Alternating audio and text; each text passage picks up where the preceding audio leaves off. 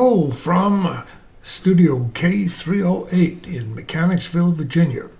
We're glad to be back with you and give you another lesson on how to use the Readerware software in the library computer at Covenant Woods in Mechanicsville, Virginia.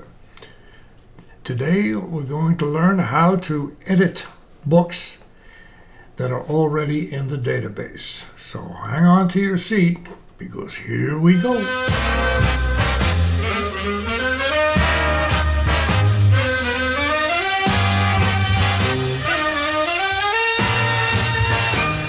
The first thing we have to do is what we once did before. We have to go to Edit, Request Update Access. Type in the password.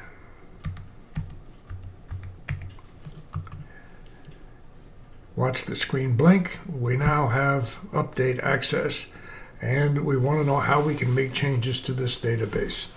We want to make a change to the first book by Steve Martini.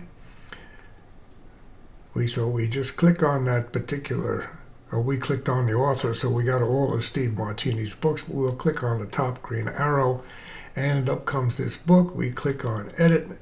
We can go here to edit, and we want to make a change. Well, it's got the word secrets here that doesn't really belong. We're going to delete that word secrets, and we're going to click on update, and that will make the change. We can change any of these fields. We can add comments, and what we got to do is say comments, and we can add whatever comments we want or anything else. Just do it. And if we don't say update, we go back to the home page. The computer is smart enough to know that we didn't save. We would have to click on save if we wanted to save those changes we just made. I don't particularly want to save them. They're just demonstrations. I click don't save, and they're not saved. Now, supposing I want to change a group of books to almost anything. So let's take the first 4 or 5 books, click on that. With the shift key down, we select a group of books, and now we want to make a bulk edit. So under the edit menu item, we find bulk edits. There's bulk edits. And what do we want to change? We want to change only the books that we just selected, not all the books in the database, and not all the books that have been searched. In other words, we have 3,200 books altogether. The search results was all the books by Steve Martini. There were 9.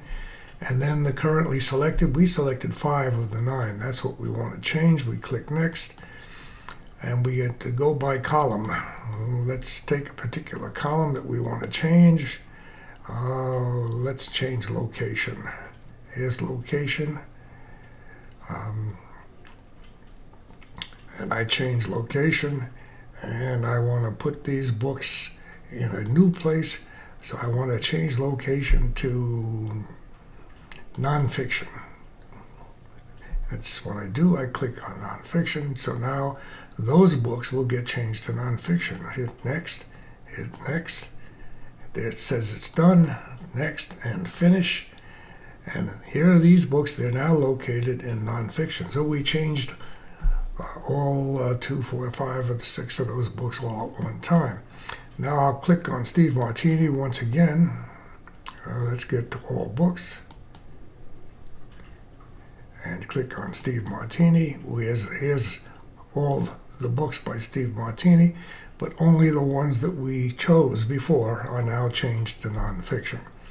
So that's how we would bulk edit. Now, sometimes we want to have a reason we want to take a book off the shelf, and we don't want it in our library, and we don't ever want to get it back again. We want to make sure that that book is gone. So let's go back to all books, and just pick a particular book. I don't even know which one it is, but let's look by book ID. And let's just pick a number, 2654. I don't know what book that's going to be. Click on it, and here comes that book, 2654. And it's this particular book. I don't want it to appear anymore because I've removed it from the shelf. So let's take the status where it says own, change it to want.